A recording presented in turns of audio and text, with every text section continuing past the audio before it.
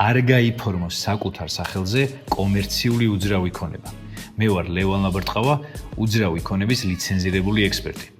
დამწყები ინვესტორები ხშირად უშვებენ შეცდომას, როდესაც საინვესტიციო უძრავ ქონებას არ აფორმებენ იურიდიული პირის სახელზე. თუ არ ხარ დღეგეს გადამხდელი ფიზიკური პირი, ყოველ $100,000-ზე ყიდვისთანავე გეკარგება დაახლოებით $15,000.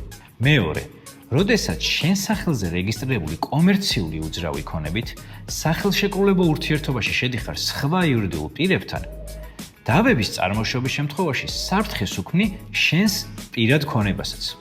მესამე, გიმცირდება პოტენციური მოიჯარეების რიცხვი, რადგან ყველა ორგანიზაციას ურჩევნია ფართი იქირაოს იურიდიული პირისგან, რათა თავიდან აირიდოს დამატებითი გადასახადები. ამიტომ, როდესაც გადაწყვეტ შემოვერთდე ინვესტორების კლუბს, დახარჯე 1 დღე და ყიდვამდე კომპანია დაარეგისტრირე. სხვა უფრო საინტერესო რჩევებისთვის გამოიწერე ლეალტორის გვერდი.